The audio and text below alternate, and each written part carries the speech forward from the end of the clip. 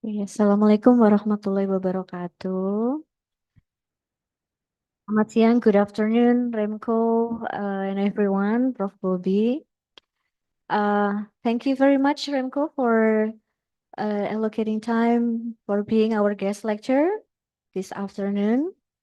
Um, Today, Remco will share about his first PhD research findings, Dutch colonial urban spaces in Indonesia. But beforehand, I will introduce Remco. This is what I found from your LinkedIn, actually. Yeah.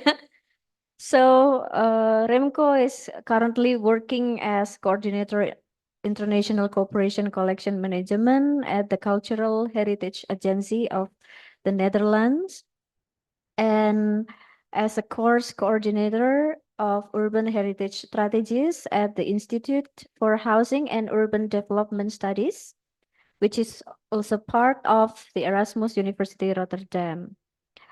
And his research interest is about Indonesia, urban heritage, museums and collections, shared history, and cultural diplomacy. And currently, you are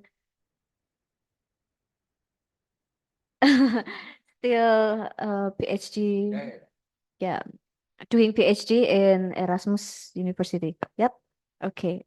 So thank you once again, Remco. But beforehand, I would like to ask Professor Bakti Setiawan, Pak Bobi, to uh, open the session and give a bit of introduction.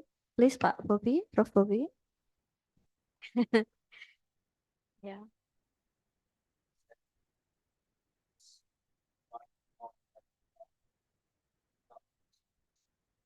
Mhm.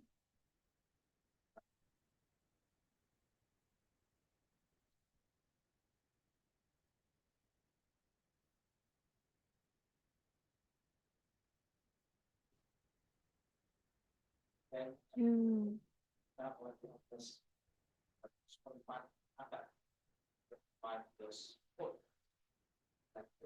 Oh, Erasmus.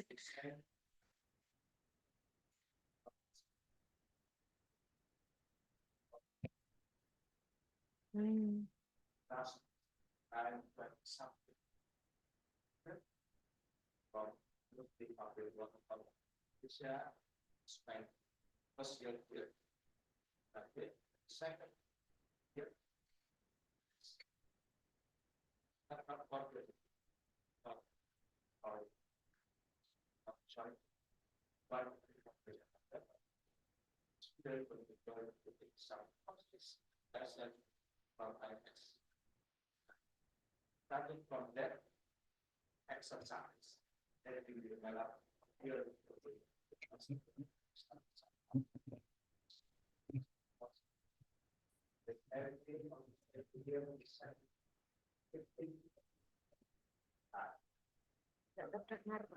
Master student, yeah.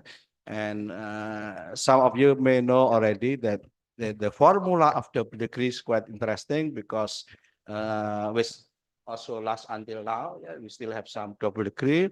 The first year, students spend 1 year here to learn about urban planning, and then the second year learn about the variety of urban planning and urban management at Erasmus University. Yeah. And I remember at that time because we have to even travel to Netherlands, Remco, almost every September to attend the event, the oral event of our student. That's what's very, very interesting. I forget the number of students we graduated from the Berkeley, but I'm sure that among two institutions, yeah, Gajah Mada and Erasmus, we graduated at least from our program at the time about 10 times 200 something, 200 students, which now working in all over Indonesia. Very, very, very interesting and very productive time at the time. Yeah, we still last until now. At the time, the second year in the Netherlands, the student was funded by student. Yeah, that's money. Now we have also another double degree student, and also we have a Dutch student coming to here, especially from Groningen. Yeah, different kind of scheme, but similar formula. So thanks Remco, yeah, because you somehow apa itu melanjutkan, continue our long-term collaboration with your presentation, and I hope that with your presentation we can start another collaboration in the future. I don't have something to say, but the topics will be very interesting. Maybe later, after he presented very interesting topic for his dissertation, then we. So applause from Remco. Silakan Remco. Terima kasih banyak. Selamat siang. Nama saya Remco en saya di Yogyakarta untuk 4 minggu. Saya di sini untuk belajar bahasa Indonesia. Saya di ketiga minggu, third week. Tapi presentasi ini, kuliah ini, saya belajar di bahasa Inggris. Tapi bahasa Indonesia saya terlalu bagus. Okay, so mohon maaf. All right. Thank you for the kind introduction, both of you. Yeah, what I would like to do now is to share the first findings of the PhD research that I am doing. And as you kindly already sketched what I'm working on right now. So I work at the Cultural Heritage Agency of the Netherlands, and I have worked at the Erasmus University for 9 years. Although since being at the beginning of this month, I've stopped my job there because I have this new job at the Cultural Heritage Agency. And so I work 4 days a week, and I do my PhD research on the 5th day, on the Jumat, on the Friday. And so that's why it takes a longer time than usual. Usually PhD program is what, 4 years maybe? And for me, I have an 8-year planning. So I'm now in my 3rd or 4th year. I started during the pandemic because, you know, lockdown. Anyway, so yeah, I will take you through this this topic and this research, and I'll tell you more about the topic. Can you please go to the next slide?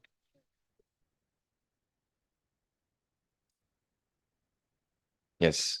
So about the content, first I will introduce my PhD research, so what it is about, what are my research questions, how did I get started? And then, of course, the main part of my presentation will be the first findings, which I hope will be interesting for you also to know about. And then I very briefly just mentioned what my next steps will be in my research. And I'm understanding that most of you are currently also PhD students or candidates? And masters, okay. So hopefully we can also like share a joint experience in doing this kind of research. Next slide, please. Yeah. So yeah, firstly, how I came up with this topic, like why do I want to focus on Dutch colonial urban spaces in Indonesia? And that is because in the Netherlands, there has been interest for Dutch colonial architecture in Indonesia for a very long time. And here you see an example of some of the publications that have already been published, some of the books that have been published over the past few years. Maybe there are books here that you recognize. So I think all of them have been translated in Indonesian as well at some point, but these are, of course, the Dutch or English titles, as you can see. Next slide. Here you see an example of different documentaries or series that have been made or published in the Netherlands recently. So here you see on the left is actually a documentary called They Call Me Babu, which was featured at the ITVA Film Festival, which is the International Documentary Film Festival in Amsterdam. And it's basically about the story of the Babu. And the Babu is, of course, a term that's no longer used in Indonesia, but it was used during the Dutch East Indies period a lot for the nanny, basically, the lady who took care of the children of Dutch families living in Dutch East Indies. completely consisting of historical material. So not the historical material about this one particular Babel, but more different, like a collage of different materials. And it won actually a lot of prizes in the Netherlands. Then you see Indonesia is calling. Hans Goedkoop is a very well-known Dutch presenter in the Netherlands, and he basically dived into his own family's history in this series of this documentary series. And then the East, maybe you have heard about this one. It's actually a feature film about a Dutch boy who is sent to, or who volunteers to go to Indonesia to fight on the Dutch side during the Indonesian War of Independence. And what I like about this movie is that this is the first time that this story is told from the perspective of, hey, it was actually not a good idea that the Dutch went back to Indonesia after the Second World War and after Indonesia declared independence. And it's a feature film, so it's for a very broad audience. It's very accessible. And it was also translated in English. Next slide, please. Then here you see you see an advertisement for a exhibition that was in Amsterdam last year. But I can Yeah. also help. No, I can do it. That's better. Yeah. I do it myself. Yeah, thank you.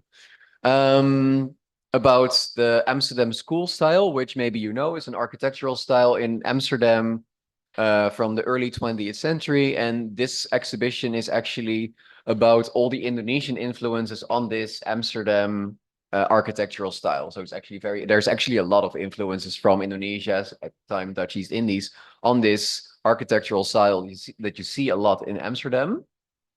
But a lot of people don't know about that. Yeah. So it's, it's these kinds of stories that you see a lot in the Netherlands, like getting more insights into this connection between Indonesia and the Netherlands, and also attention for the not so positive sides of that history and of that relationship. And then maybe you know this as well.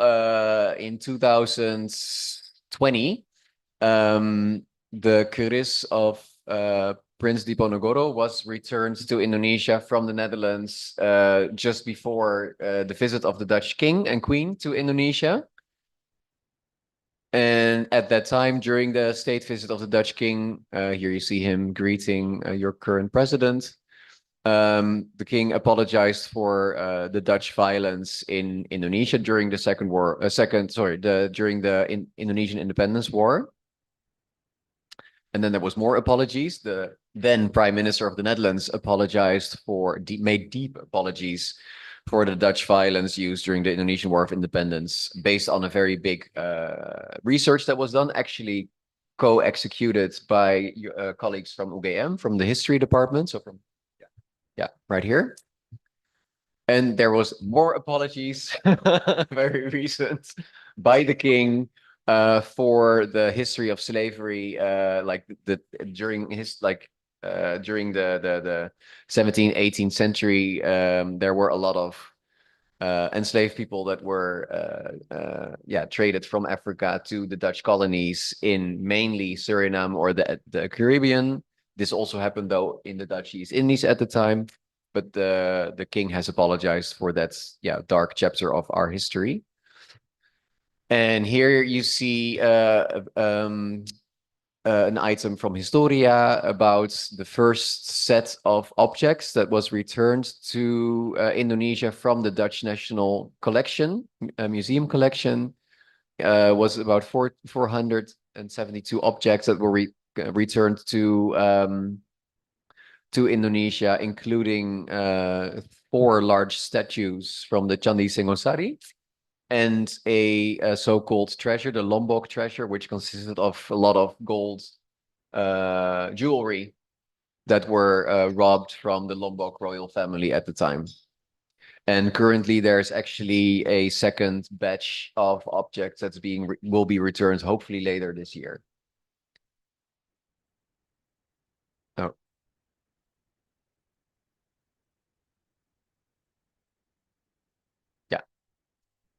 Then you probably all know about the fire in the Museum Nasional in Jakarta last year.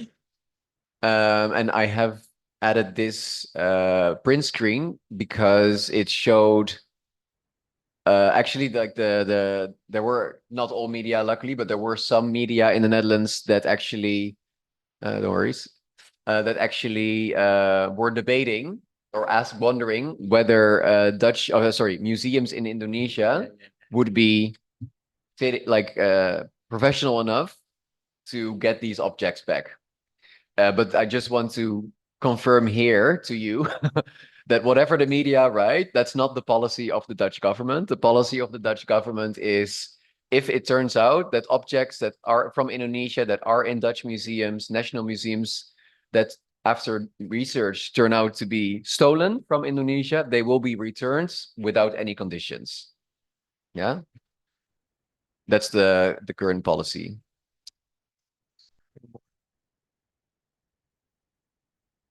Yeah. So, and now zooming in a little bit more on my own research. So this was a little bit the context in the Netherlands, what's like developments that are happening in the Netherlands right now, just to give you an idea. And then, yeah, I've visited Indonesia for my work numerous times, fortunate enough to do that. And what I noticed when I was in Indonesia, mainly in Jakarta, so you'll see here only examples from Jakarta, is that there were a lot of revitalization efforts recent, so maybe the last 5 to 10 years. And that a lot of these revitalized spaces attract young people such as yourselves that are just hanging out there with their friends, going to drink coffee, to visit a museum maybe, etc. And I thought, hey, this is interesting. I was wondering, and that's also the reason why I'm doing this research, is does it matter that these places, whether it's buildings or public spaces, that they have this colonial history? Does that matter? And at the same time, I saw online quite a lot of accounts of people that are basically hunting for Dutch colonial buildings. Yeah, and here you see a few examples of that. And you see as well, does it work? Yeah, it's not for the people at home, but at least for the people here, that you see also that young people like to take selfies for Instagram or for TikTok.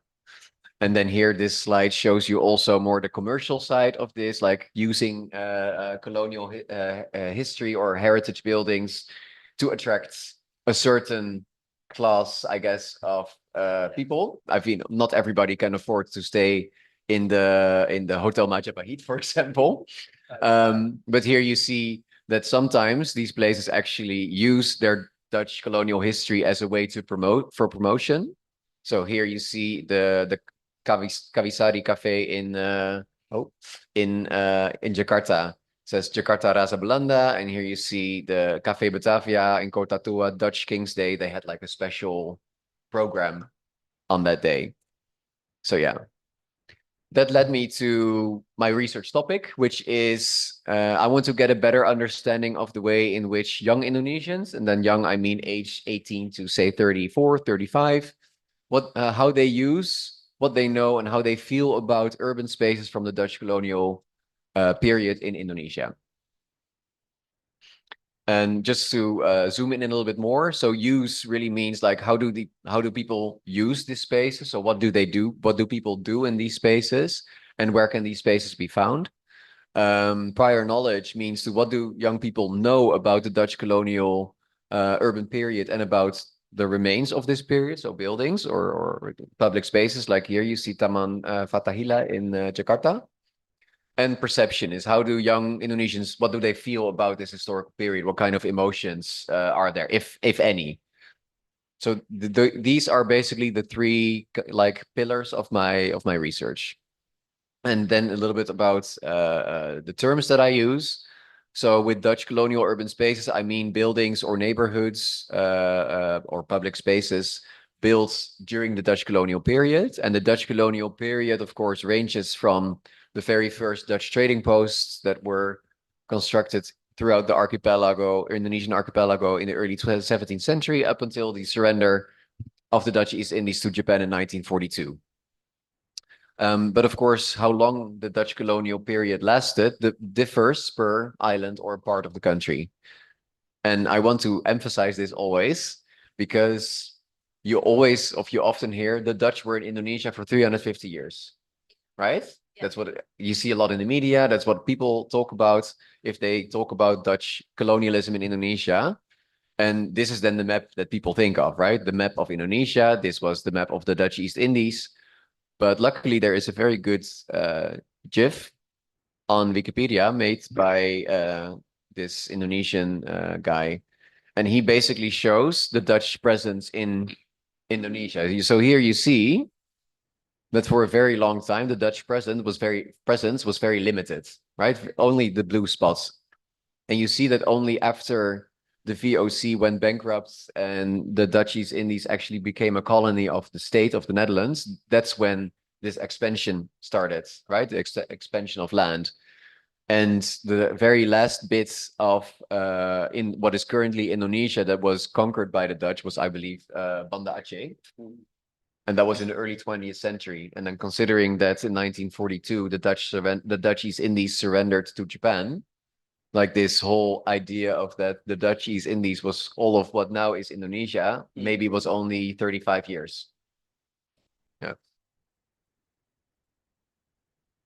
So here are some possible factors, like more from the theoretical framework point of view that I'm considering, well, at least what that I was considering when I was coming up with my research, writing my proposal. And that may or may not turn out to be factors that I'm going to dive into deeper throughout my research. But the first one is the official historiographies, history, education, and narratives in city museums. The second would, so this is what is the official narrative? Like, what do kids at school learn about the Dutch colonial the Dutch colonial period in Indonesia? Yeah. The second one is the potential of urban renewal or urban revitalization for tourism purposes. And this is, of course, a factor that I think is very relevant for different cities throughout Indonesia, that the reason behind this revitalization is mainly to attract tourists, whether it's local tourists or international tourists. Then a second one is seemingly a sense of colonial nostalgia, but that's actually a big question mark whether that's actually the case, whether it is colonial nostalgia that's happening or whether it's something completely different. Colonial nostalgia is the idea that people long back to the time when Indonesia was the Dutch East Indies. Yeah. And then the fourth factor would be a longing for human skill, accessible urban environments. Yeah, so you see, for example, here you see a street also in Kota Tua in Jakarta, and they created here. This part was revitalized. They created broad sidewalks so that people can easily walk there. There's not so many cars anymore. The buildings are not very high. It's all more human scale. Yeah, as opposed to maybe if you would. Well, Yogyakarta is a smaller city, so it's a little bit different here, of course. But if you would compare it to Jakarta, you have, of course, the Jalan Tamrin, the Jalan Sudirman. Like you cannot really, you can walk there, but you feel very small as a human being because of all the high rises around you, the big malls that are everywhere, the highways. So it's not really human scale. That's what I mean with this fourth factor. And these are the different research methods that I'm using. So the first, how long do I have actually, time-wise? 3 o'clock. Oh, it's 3 o'clock, but we also want to, okay, yeah. Maybe 30 more minutes. Yeah, okay. So yeah, the first one is an online survey that I designed last year and was published end of last year, early this year. And that's actually what this presentation is about, what came out of this survey. So I will tell you more about that later.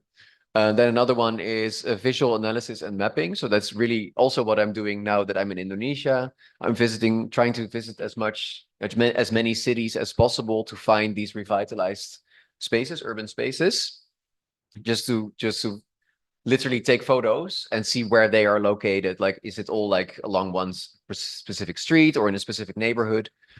Analysis of historiography, so the official narrative of Indonesian heritage when it comes to the Dutch colonial chapter.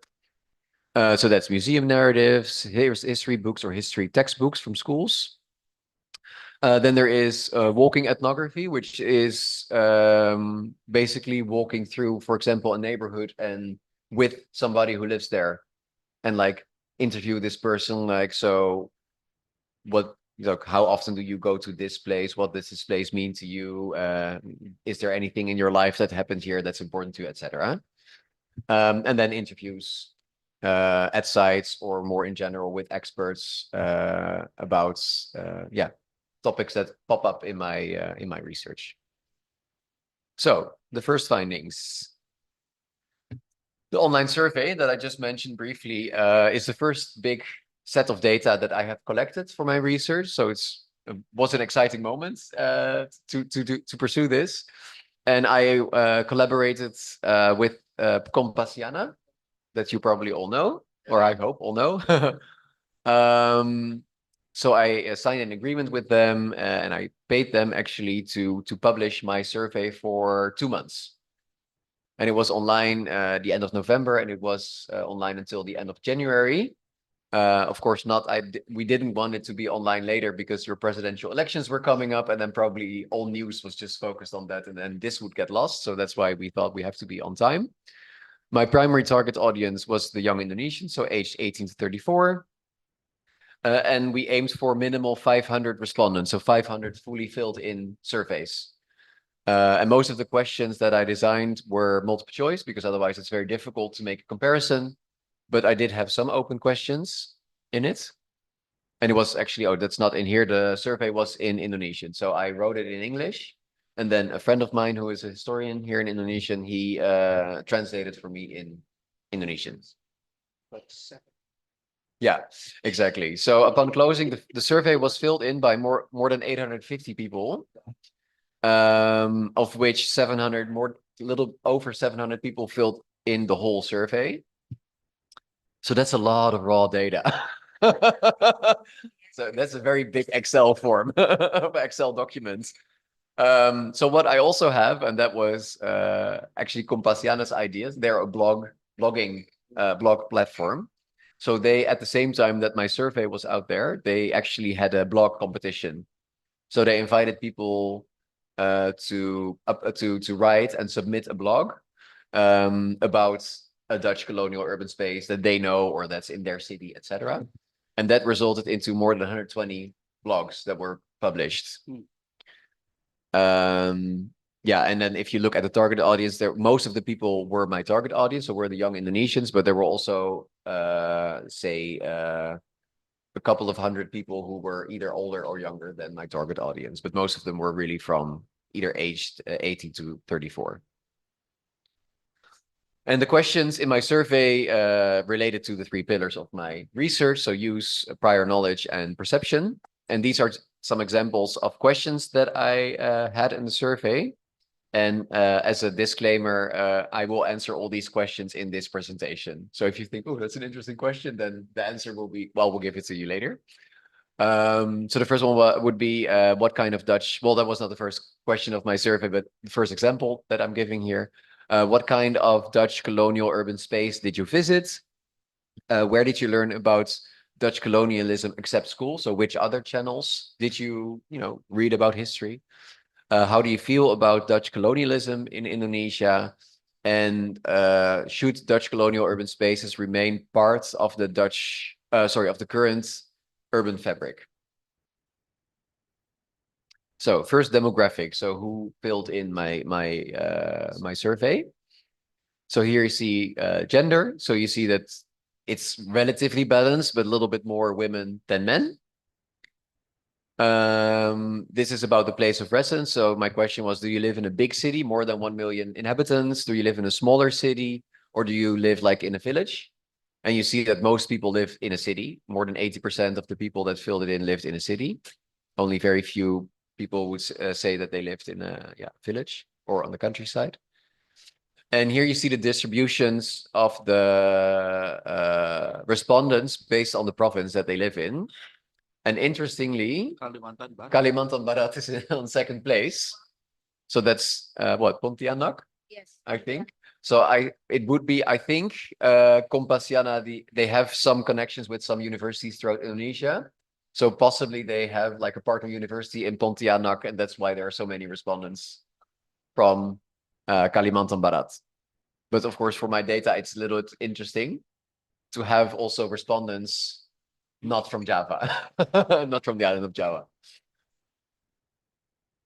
Here, Asia. So here you see that about 80% of the respondents was my target audience, and very few people were younger, and about say 20%, a little less than 20% was older than my age of my target audience. Oh yeah, here I ask about the highest completed education. So most of them completed their high school, and then about 39% said they finished university. But yeah, I'm not sure if people understood the question as I meant it. I meant, what did you actually finish? So this would mean that 39% of my respondents finished university already.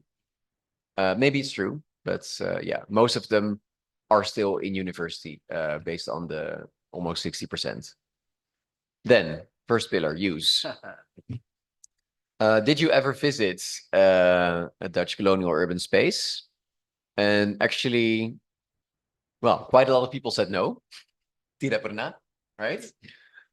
So 1/3 of the people that responded to my survey did not visit, or at least Bloom, not yet.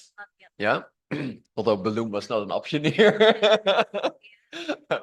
But of course, that means that about 70% of the respondents did visit Dutch colonial urban spaces, either just maybe 1 or 2 times or more often. Then here, this is a very interesting question for me, because this shows what kind of spaces people have visited. And you see that, and you could fill in more than one option, as you can see in the question. And you see here that most people mentioned like an historical inner city, like public space. Yeah, so 77% of the people said that as an option. Then this other big group is museum. And I understood, but correct me if I'm wrong, that it's often mandatory for school kids to go to museums with their teachers and their class, right? At least you often see school groups in museums. Then other big groups, other big building types that are mentioned are religious buildings, churches or mosques. Although I must say that I will not focus on those buildings, because they have a continuation in function. They're not revitalized or reused. The same goes for bangunan pemerintahan, government buildings. That's the same. It's often buildings that were already government buildings during the Dutch colonial period are now still government buildings for Indonesia. So I'll probably also will not look at that one. But then there are 2 other big groups that I want to look at are the restaurants or cafes, 29%, and the other 29% is the revitalized, like, larger complexes, like that are now like multifunctional, like event spaces. Here you have I have here J&M block in Yogyakarta as an example, but I found out while being here and visiting J&M block that it's from the 1950s. Or not. So it's post-colonial. It's not a colonial urban space. So yeah. Anyway, prior knowledge, second pillar. Yeah. So here I ask people on a scale from 0 to 100 to position themselves, like, how much do you feel you would say you know about Dutch colonialism? And the average, as you can see, is 59%. And you see that here, 59%. So that's like the average of what everybody, where all the respondents positioned themselves. 59% is the average that people say. Like, so I know quite a little bit about Dutch colonialism in Indonesia, but I won't call myself an expert, which I think is a very Indonesian answer to give, or a very good answer to give, right? Like, I know quite a little bit about it, but maybe not enough, like, or not as much. Then this is also interesting to see where people learned about Dutch colonialism. And you see that most people said social media. Oh. And the second big group, or big group that was mentioned, was the blogs or internet, right? Internet sources. And then other big groups are, I see I didn't put this in order. That's a bit unfortunate. Anyway, so another big group here is the films and series, 58%. 59% books or other publications, and 56% visit to museum or other pameran. Ini apa? Pameran? Exhibitions. Yes, thank you. Yeah. Then perception. So, how do you feel about Dutch colonialism in Indonesia? As you can see, 60% said negative, whether very negative or just a little bit negative. Okay. And 30% said neutral, and only 9% of the people said positive, which, is something I expected. I expected not a lot of people say like, oh. So also, actually, this is an indication that this whole idea of Dutch colonial nostalgia that I mentioned before, probably not so much a factor. And here you see per age group, like if there's any differences there, but basically it's anyway. It shows that the youngest group, the youngest group, 18 to 24, the dark blue is the biggest group. Yeah. So they were most negative about it. Then this statement, and this is interesting. This is about the urban spaces from the Dutch colonial urban period. And the statement was, I like these spaces, whether people agree or not. Oh, this button also works. Yes. Let me find out now. Sorry. Okay. And here you see, interestingly, that 60%, almost 60%, actually agrees with the statement. So whereas here you see that 60% is negative about Dutch colonialism in Indonesia, here you see that 60% of the people actually does like the buildings from the Dutch colonial periods. Of course. Yeah. Oh. Of course, but I have to explain this in an academic way. Okay. So then 35% was neutral about this, and then only 6% was negative about this. Yeah. And here, this is actually one of the questions why I asked for a reason, like argumentation, like open question. Why actually do you feel this way? And I'm giving you for every like agree, neutral, and disagree. I give you some examples what people wrote, and this is of course the Dutch English translation. So one argument was this urban space from the Dutch colonial period is very neat when compared to modern Indonesian buildings. The landscape and building structure are completely different and provide comfort to the users. Yeah. Okay. What is the feeling here? Do people agree with this or not? Yeah. Okay. Then another person said, I agree very much because it can be a sign or symbol where we can reminiscence about how our warriors built the city and some of the monumental things that we have to remember. And this is interesting because before coming to Jogja, I was at the international conference, and there actually was another also Dutch researcher who did her dissertation, PhD dissertation on Banda Islands. Mm-hmm. And she actually, in her presentation, mentioned the same thing, that the Benteng Nassau on Banda Nera is currently being restored, not to remember the Dutch, but to remember like the Dutch built this big fort and still they lost from the Indonesians. Still we conquered them. And I've heard that more often in conversations that I've had since I was here in Indonesia. But a lot of Indonesians say, yeah, no, we should keep these buildings because then we remind ourselves that we fought and we won. Merdeka. Merdeka, yeah. Exactly. Yeah, good. Yeah. All right. Then there is some examples of this is also a big group. This was about 30% that gave this answer. Despite Dutch colonial crimes, from an aesthetic point of view, the urban spaces of the Dutch period look attractive. And somebody else who said, in the end, the buildings that have been built can be used for other purposes, right? So if we can reuse them for purposes that we have, like needs that we have today, then it's okay. Yeah. And this is interesting. This was, of course, bear in mind, this was a very small group of people that responded here, but I did want to highlight what their argument, like their reasoning behind it was.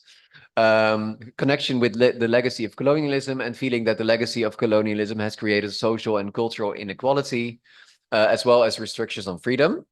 So that's a reason why this person does not like Dutch colonial urban spaces.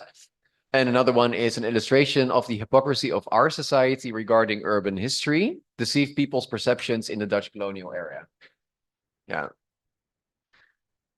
Then another question was, should the Dutch colonial urban spaces remain part, I forgot the word part here, apologies, part of the current urban fabric? So should we keep these buildings or not? Yeah. And here you see that most people agree. Again, 70% of the people says, yes, we should keep these buildings, or at least, yeah, said yes to this question. 23% is neutral and only 6% disagreed with it. And again, I have some argumentations. So those who agreed said, one of them said, a nation has a history that must be preserved and continued to be studied by future generations. And somebody else said, aesthetic, a cool and historic tourist spot, heritage, and Instagrammable. Yeah. Yeah, Instagrammable. Yeah. Then those who were neutral, so there was 23% of the people who responded this. It's like these spaces do not have to be maintained, but it is necessary to look at the value and functionality of the building. If it's not habitable anymore, then we don't need to maintain it or keep it. And somebody else just said, because these buildings are part of our cities. Yeah. And then the last group, and again, this was a very small group, but still interesting to see the reasoning behind it. Urban spaces from the Dutch colonial period had several weaknesses, such as separation of space. Dutch colonial urban spaces were generally designed with separate spaces for Europeans and indigenous people. This caused racial discrimination in urban spaces. Yeah. And somebody else said, until society does not accept the historical development of the modern era and glorifies the Dutch colonial era, it would be better if Dutch era buildings were eliminated. Bisa? Ja, nou ja, goed. Anyway, and then I had a question as well about this. I don't know if you remember, but I saw this in the Indonesian news 3 years ago already. This was the then governor of Jakarta, Anies Baswedan. He actually, at this promotion event at Kota Tua in the historic inner city, he suggested to the audience there Kota Tua just means old city. There's more Kota Tuas in Indonesia. Yeah. But if we want to make our Kota Tua distinctive, we should change the name from Kota Tua to Batavia. Yeah. Interesting. Yeah. I thought so too.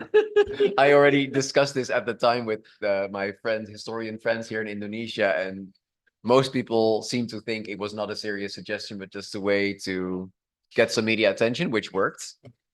Because of course, you all know that after this, he would cease to be governor and run for president, or at least try to run.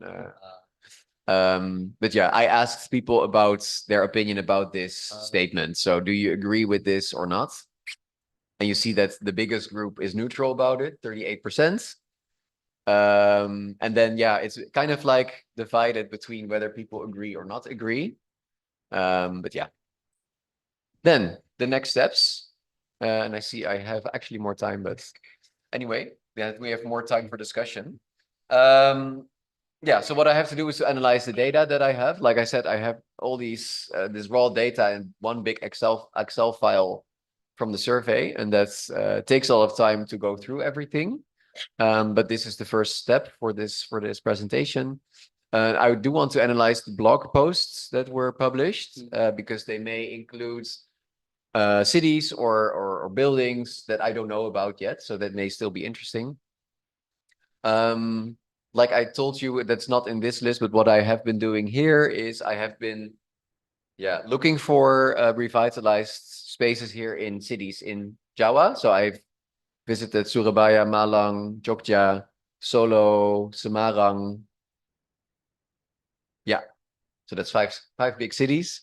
And I tried to find these revitalized spaces, and there is actually a lot of them, which is also good because, as you saw, that all my photos, all my research so far has focused on Jakarta because that's a city where I've been most.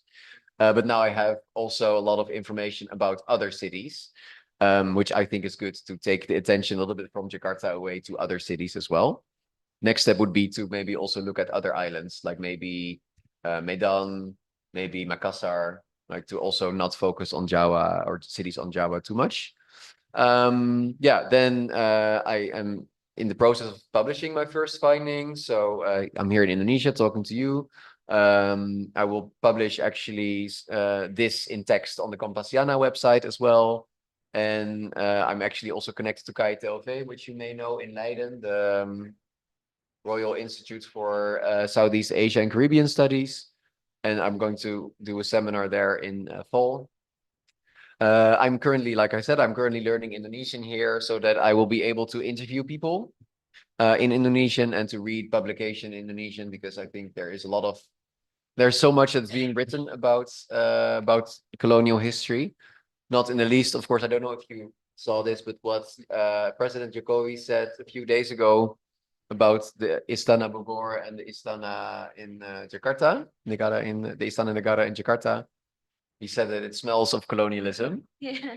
And Oh, later yeah. he actually Yes. said that that's one of the reasons why he chose to build IKN, because he doesn't want to live in a colonial building. And then I saw a lot of my historian friends on Twitter, on X, were very much against that and say like, oh, it's very dangerous that he says this because now people can use it as a reason to tear down these buildings. So yeah, for me, this is of course my research happening in practice. So it's very interesting to see what people are saying about this.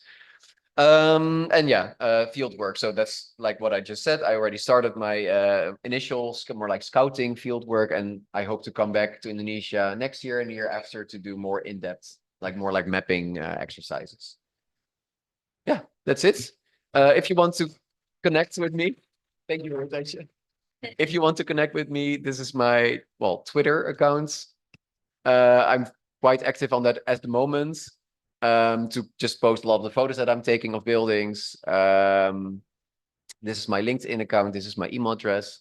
And I'm actually currently in the process of creating an Instagram account, especially for my research, so that, yeah, easier for people to connect with me.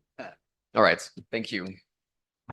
All right. Thank you very much once again, Remco, for sharing your first findings from your PhD research. Yeah.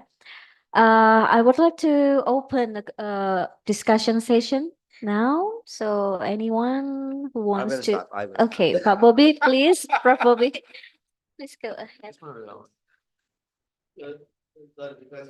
Very interesting, but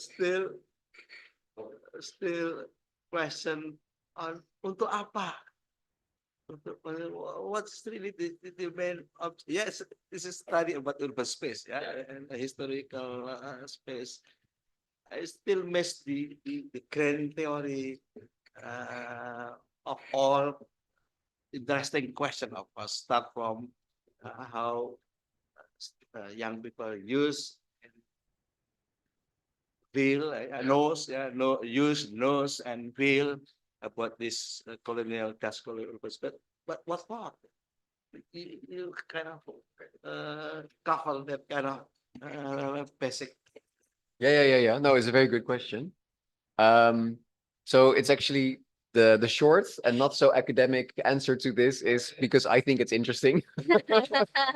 It's my own research, so I thought this is interesting. I wanted what do I want to dedicate myself researching for, like, what, 8 years? And I thought this is interesting.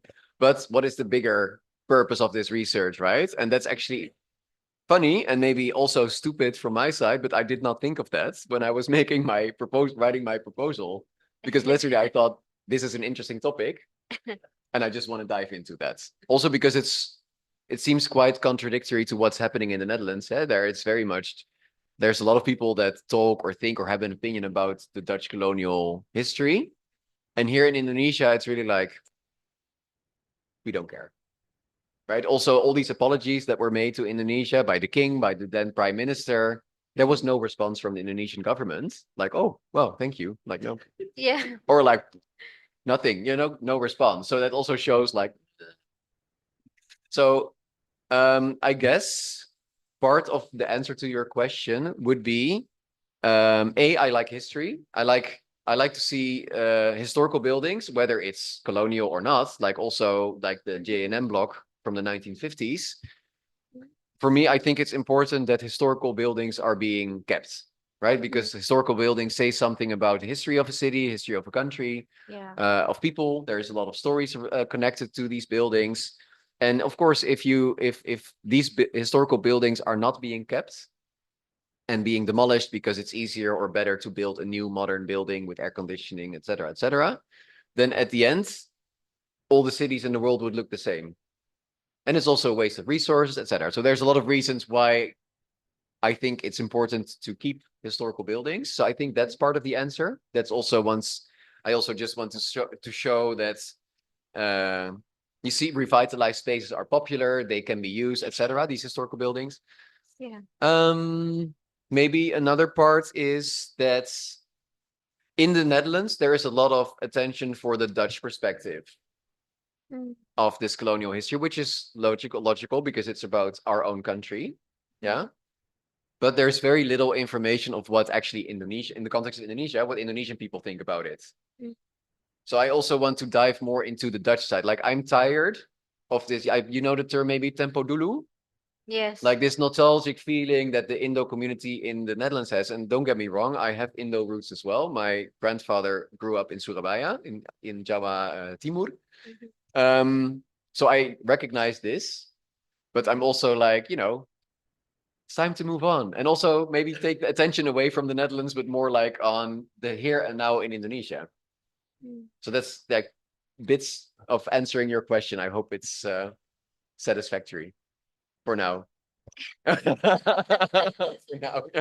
Well, as sudah state, Jokowi statement is that point Yeah. as well. Yeah. I don't know political history something the relation about to countries or society, but that's maybe different. Yeah. Since you are entering from different styles, then you have different space, circular space, this kind of. Yeah. Now, I'm just a little bit context. Now, in on the hearing, we are now living in a group of Phyllis, right? And this nationality speak question. I don't know if you also like to see from the theory of nationality, locality related, this kind of things, identity. But yeah, thanks. All right. No, I think, of course, and I see that Molana's question is about that as well, about Jokowi's, what he said about these buildings, about what my opinion is about it. Well, tricky question. Thank you. Yeah. From Because I see this is being recorded and all of that. So But I'm actually applying for my visa extension right now, so I don't want to say the wrong thing. but this is academic forum. Resign in the next 2 months. Okay. And this is an academic forum, that's fine. So. Okay. No, I so think- maybe to still like, of course, for me, it's interesting that he said that. Yeah. And then not per se what he said, but also the responses it generates, right? From this idea that, oh, it's dangerous when a head of state says something about this because it may jeopardize buildings, it may threaten them and they may be demolished because of it. Of course, yeah, that's interesting. On the other hand, Pa Jokowi is not my target audience because he's slightly older than my target audience. Yeah. Yeah. Yeah. Maybe it's more on the identity of Indonesia itself. I mean, like when I discuss with people from IKN, they said that we want to have a national symbol. That's kind. Yeah. Okay. We have questions from Zoom. But do we have questions here from this room? I can see you, Okay. so please. Okay, maybe from Zoom, Mbak Safira, please. Oh, there's another one there. Okay, thank you very much for the presentation. It was very interesting for me personally because myself, I'm a master student in urban and planning department here in UGM, and my research also is about the Dutch colonial space, but in different cities. So in Malang, I believe you also mentioned that you visited this city before. And the question that I want to ask is more about your experience here. Do you like kind of realize that is there any pattern in Indonesian cities that has like urban spaces that were planned since the Dutch era, or do you think that maybe you can call it now it's not that recognizable anymore, or is that any pattern, like different pattern between the cities? That's actually a very good question, and thank you for that question. Especially because I've seen a few cities now that I start to see some Pattern. patterns. Thank you. Mm-hmm. And so one of them is indeed these revitalized spaces. A lot of these spaces are restaurants, coffee cafes, mostly coffee cafes. A lot of coffee cafes everywhere, which is great because I like Indonesian coffee a lot. Or sometimes they're shops. Yeah, and it's actually also kind of a transition into from most of these buildings used to be residential houses and are now shops, etc., right? Or cafes or restaurants. So that's one thing. That's one trend. So like new function. The second one would be that a lot of these spaces cater to people who can afford to go there, right? So it's, I would say, if I would generalize, it's probably middle and upper middle class or upper class people that go there, not people who cannot afford to go there, right? So that's a second observation. The third one would be that you also see, or I also saw, most of the cities have at least one street or a square that's being revitalized by the government, right? To make it more pleasant, less cars, more space for the pedestrians, benches, nice lampu lights, street lights, Lights. so that it's also inviting for people to hang out there, to just go there. And that's of course for everyone. That's also for people who cannot afford to go to an expensive coffee shop. But it's interesting because you don't see it everywhere. Like you see here in Jogja, it's more like the area by Jalan Malioboro, around Benteng, Vredenburg, etc. That corner, that's, you know, has been revitalized in the past, what, 5 years, maybe 10? Yeah. Yeah. However, I was in Solo last week, and there I did not see a certain public space yet. But in Malang, in Surabaya, Semarang, Jakarta, there you see this development. So that will be a third observation. I hope this answers your question. Safira. Yeah. Yes, it was a very good answer. Thank you very much. Thank you. Thank you, Mbak Safira and Remco. Anyone wants to ask question from here? Yeah, please. Mas. Yay.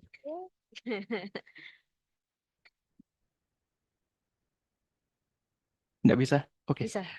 Agak dekat. Okay, thank you. Hello, Ramco. My name is Adin, and I'm from master's program at urban planning. So that was interesting presentation of you. So thank you for sharing it with us.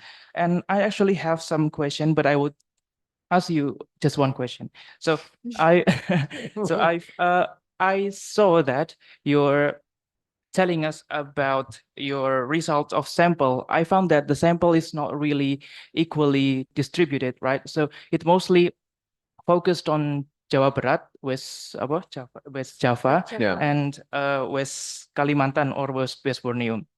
And it's actually not in line with what you present about the development of the colonialism itself. It started from the West Java, and then continue to Ambon, and then continue to Malacca, and then spread around Java Island, and then directly go to Kalimantan or Borneo itself. So that's not equally distributed, right? So my question is that, have you related the culture, social, and the tradition about your sample? Because, you know, they are really important, and they are really related to your variable about your prior knowledge, about the perception, right? So they are really related. Have you concerned about that and put in your research? And also, since your target is young people who are age like 18 to 30 something, 35. 35, and you've already surveyed that already 60, I mean, the level of their knowledge about Dutch history, right? So, and do you think that the answer, I mean, their answer is actually quite predictable, you know? Because since young people is a visual people, is a visual person, and they usually focus on how to utilize something and make it as commercial, right? So the response should be positive, right? That you have present to us. So it's quite, for me, it's quite predictable. So how do you concern about this? That's actually my question. Wow. Thank you. Well, I did not realize I was going to be burned down here. No, thank you. These are actually good points. No, of course, I actually, when I started my agreement with Compasiana, I only realized later, also because other people told me, that the Compasiana audience is a very specific audience, right? It's usually young people that are studying in bigger cities, just to generalize, right? So it's by far not, I cannot say, and I will never say, that this survey is based, like, really shows what young people in general in Indonesia think. No. This disclaimer, maybe I should have mentioned it here, but I will definitely include that in my dissertation, that it's a very limited target audience that filled in the survey. Second one is, I want to emphasize that this is only one of the research methods that I'm using. So it's really just the basis, just to see, okay, what do I find now? And now the next step would be to dive deeper into that using the other methods that I mentioned. So the observations, the interviews, the analysis of the historiographies, etc. So there will be more content that I will collect. Another point about, and I don't quite understand why you said that, but the first Dutch presence was actually in the Moluccas, not in Batavia or Banten. So they started in the Moluccas. Why? Because that's where the spices were. The Dutch came to Indonesia for spice trade. And only later, like a couple decades later, they settled in Batavia, or on what was before this town called Jayakarta. And from there, you're correct, they started spreading over Java. That's correct. But just want to emphasize the Dutch presence was first in Moluccas. Yeah. Then even kijken, what else did you say? Predicted. Oh yeah, predictability. results. Yeah. So far, predictable. And I did not mention it in depth here, but of course, my supervisors told me to first have, hoe zeg je dat? Hypotheses. Like, what do you expect that comes out of this survey? And the hypothesis was, yes, of course, I assumed that people are negative about Dutch colonialism. I assumed that people are more positive about the buildings, just to give two examples. And that's what I also showed you, right? It's not like I will now say, oh, done. Yeah, because I'm not done. I barely got started. This is the first data that I collected, but I am aware of that. But thank you. All right. Thank you very much. Very interesting discussions. And we have, I think we have Mas Ardi previously raising hand from Zoom. Pak Ardi, yeah, please. Hey. I think I know him. Hi, Remco. I don't know if you still remember me because yeah, IHS, yes. We joined the photo shoot for the human of IHS with Bea. Yeah, I was a IHS student supervised by Bea and Anthony Agno also. So I'm so happy to see you here because you were in the our courses before as a facilitator. So yeah, I agree with the previous commentators related to your topic. Yeah, I suggest that you might extend your research into some regions that probably has colonial urban spaces, but not really well developed, because I suspect that their perceptions, some of the neutral or positive perceptions about the Maybe the internet connection is not that good. Mas Ardi, by the we yes. lost you for a minute, but it's okay. You can continue. Oh, yeah, or go Oh back. yeah, I'm sorry. Probably I have a issue with the internet connection here. Mhm. So yeah, I repeat again. So maybe you want to extend your research to some regions that maybe it's not really popular or big as Jakarta, Semarang, or Pontianak, because they probably have the pure perception about the colonial urban spaces, like in Padang. Because when I study in Padang, we mostly study about the transitions in the people perception about the colonial urban spaces after before the earthquake. The Kota Lama in Padang is very scary. People think it's scary because it mostly is unused building, and then it's also like a the urban spaces is not really good. But after redevelop, more people come, and then when they inject the functions, the old building become cafe and restaurants. It's getting it becomes lively, and people perceptions right now about the urban spaces is more positive. And then so I afraid that people perceptions about the colonial urban spaces is because it's already redeveloped, not because the original structure or the original ambience of the colonial urban spaces. Yeah, thank you. Thank you, Mas Ardi. So What about just it? to respond, very nice to see you again, and thank you for your question. I do indeed remember that we were both in the photo shoot to promote IHS. Anyway, no, so I very much like your inputs, your idea, and at the same time, it also poses a problem for me, because what I've tried to do was to find focus in my research, because it also needs to be doable. And I thought, okay, I'm going to focus only on revitalized spaces. Now you invite me to also look at the non-revitalized spaces.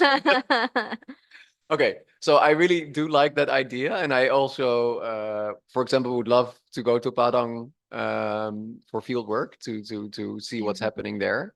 I definitely agree that, of course, if you look at other smaller cities, places where there's less investment by either government or private initiatives, people might feel very different about these buildings. But unfortunately, I also have to set some boundaries for my own research in order to be able to finish in 5 years from now on. But thank you very much. I have made a note of this. Okay. Thank you, Mas Ardi. Nice to see you again. Ya, lainnya? Oke. Mas Mbak, please. Yeah. Oke. Let's. Ya. Silahkan. Okay, thank you for the opportunities. I think this is a very interesting topic because as we know that we have been colonized. I mean, the Dutch colonized us for a long time, but now we give a really big effort to revitalize the heritage from that era, and I think that I will give another view that because in my previous um, school. When I was in high school, I was have a high school in Lombok, and there are several school that real already built since the colonized era. Maybe you can like trace the like the historical how the building still exists until now and still used by the school. Yeah.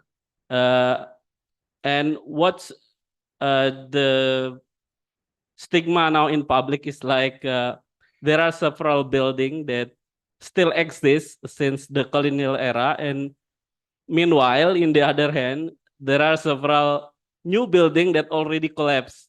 So, in construction focus, they said that the building on the colonial era is better than the quality of building in modern era.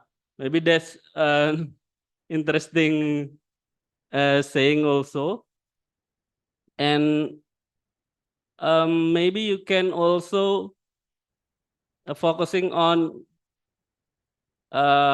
because I have been in a project in Kota Tua Jakarta, Kota Tua Jakarta, where the project is around the heritage area of the Kota Tua, and it's take so long to conclude and in the end build the construction site because we need to do the archaeology stuff, and then we need to treat the funding of the archaeologists. So as you said before, you want to know how we treat the urban areas in like urban areas from the Dutch colonial. I think that's a new point also for me, that why we really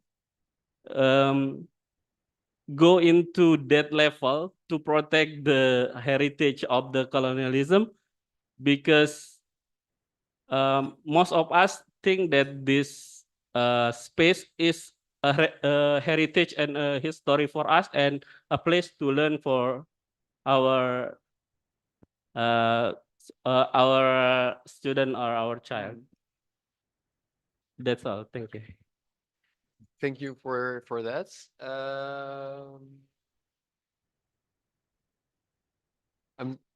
Did you really ask a question or just shared some of your insights? Comments. Some insights. Insight Yeah. Yes. from my view. Suggestions. Yeah, suggestions. No, very interesting. I do think this notion of quality of the buildings itself or of the architecture of the buildings, that's something that I also have already seen. There's already been published about this, about that it's aesthetically pleasing, it's interesting building style because it's a mix of Javanese or at least Indonesian influences with Western influences adapted to the Indonesian climate. So I think that's a very topic that is very well known. This what you said about the revitalization projects in, for example, Kota Tua in Jakarta, that take a long time because there's all these different layers of bureaucracy and different experts that need to feel some or do something about a space. That's true. I think it's also very important, also for my research, not to just present these revitalized spaces like, look how successful, and it's so easy to do, because it's not. Right? It takes a lot of like persistence, money, convincing, permissions, etc. So I do think that's a very important point you're raising. So thank you very much for that. Okay. We still have some questions here from Zoom. Maybe one more. So these I can read back, right? Okay, okay. And maybe the questions in the room not. Okay. Please. Keep it short. More time to respond to the others as well.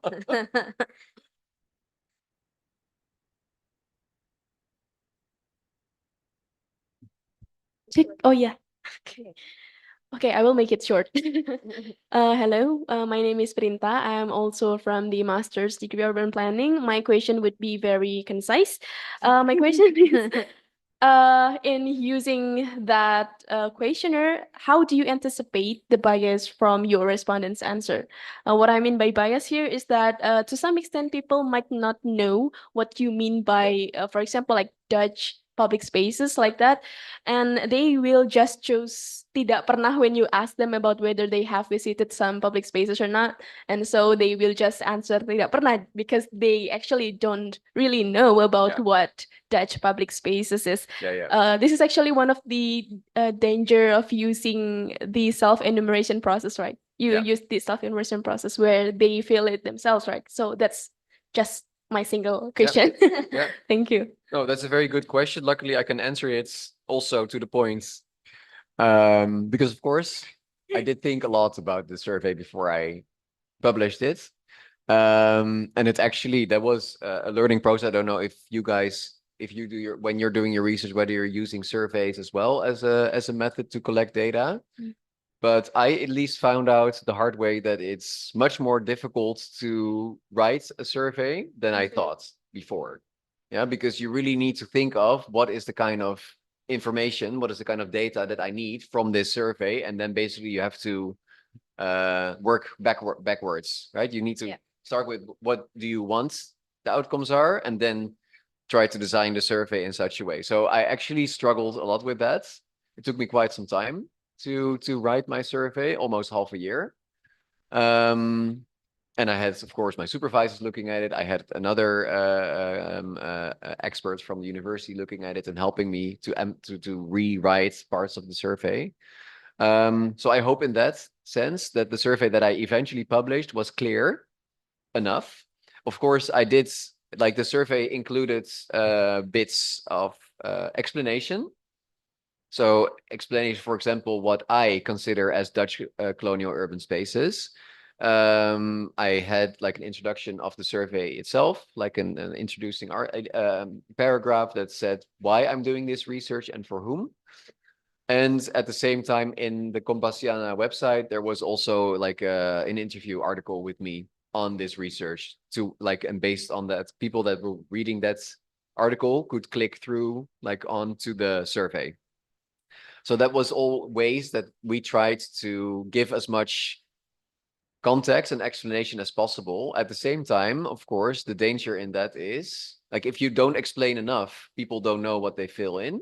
If you explain too much, maybe you have colored their views, right? And that's of course always the difficulty with these surveys. And again, responding, I'm giving you in this as I would say the same as I gave to your neighbor. Like this is a disclaimer that I will need to include in my dissertation to be open and transparent about that. So I have done this and this and this in this way for these reasons. This is what came out of it, but these are the disclaimers. And that's also a little bit like how you do, or at least how I learned I should do academic research. Yeah? Okay. Thank you for your question. Yeah, actually, because Indonesia were colonized by so many parties, right? So Dutch is not the only part that We can have a whole colonized discussion us. about So colonization in Indonesia. yeah, yeah. Because when I was in Bengkulu, actually, there were so many people there that misinterpret Dutch building as the England building Yeah. because it looks alike. Yeah. Yeah, so that Yeah, might yeah, be it. Thank you. Thank you. Okay, this is very interesting discussion, but we have a very limited time. Mm. But Bobby, do you have, Yeah, let me yeah, let you me want read. to answer? I see somebody followed me on Twitter. Yeah. So from Mas Question Muhammad, is, what is our thought when you visit Kota Lama, Surabaya? I'm honored to visit Kota Lama.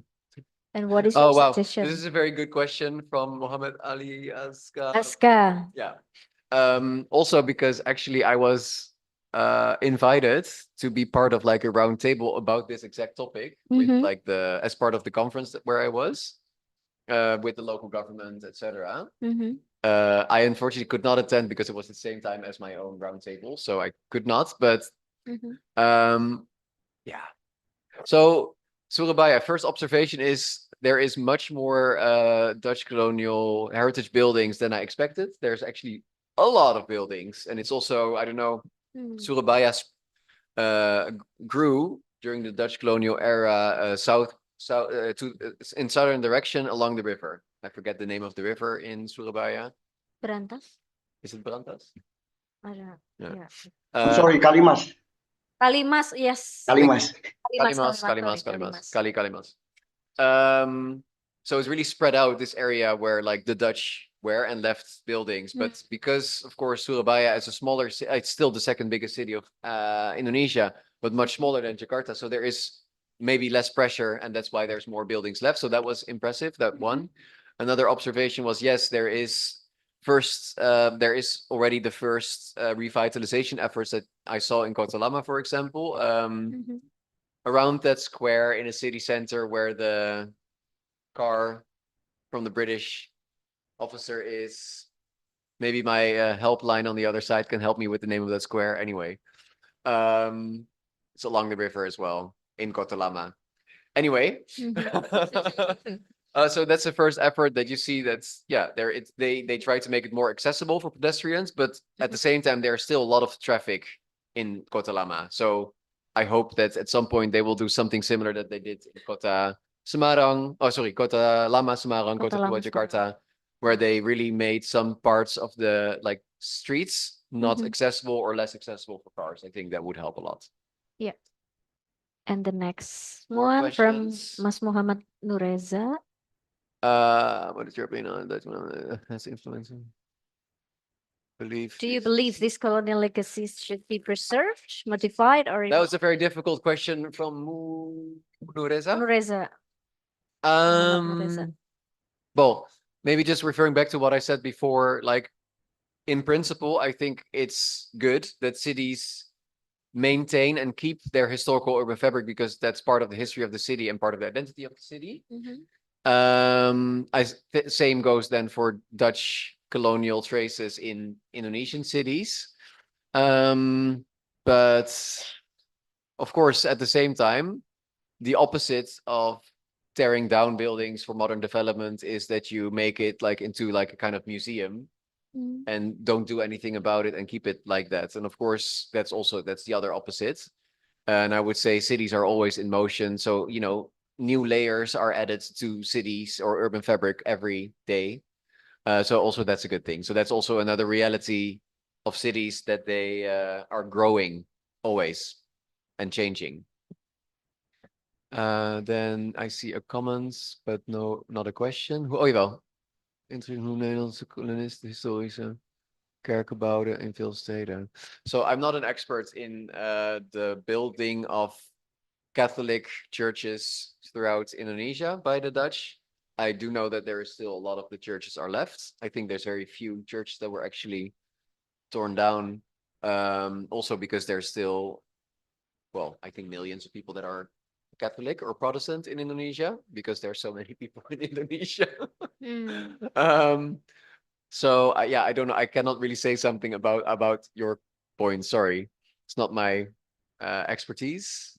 Then Aji.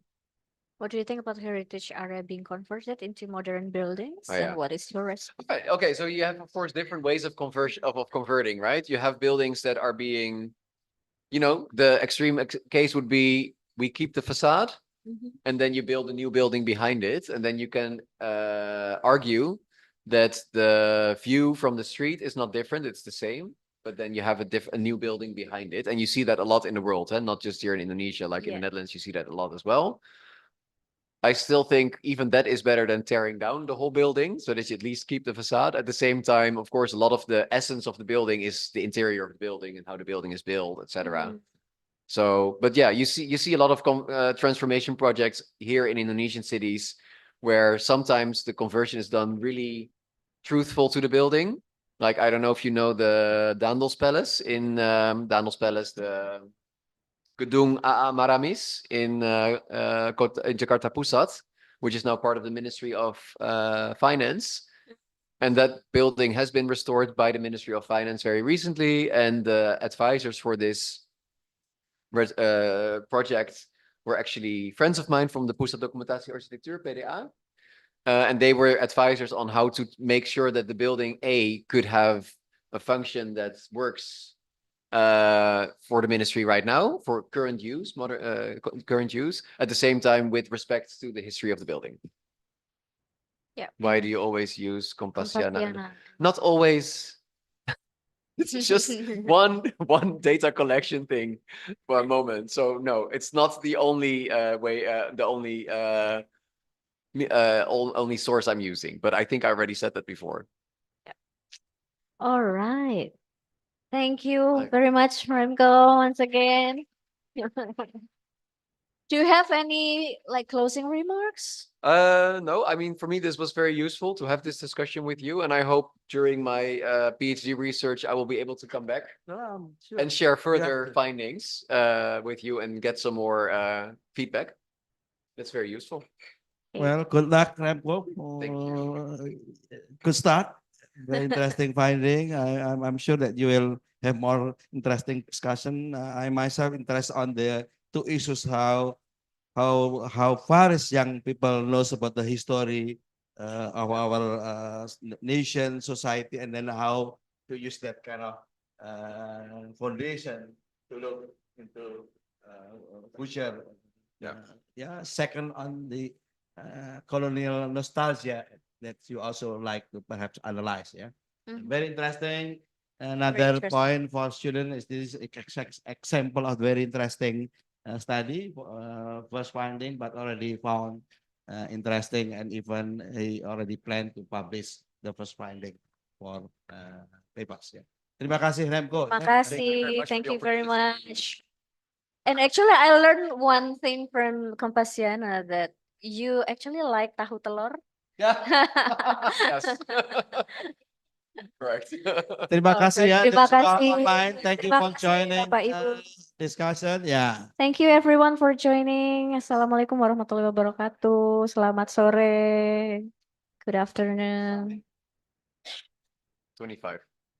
Yeah. Okay. Kita